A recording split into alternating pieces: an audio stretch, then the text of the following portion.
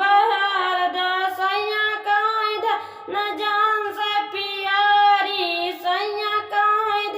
न जान से पियारी हम हुआ अपने राजा जी के बहुत दुलारी हम हुआ अपने राजा जी के बहुत दुलारी नंदी काई भाभी पनिया रनी को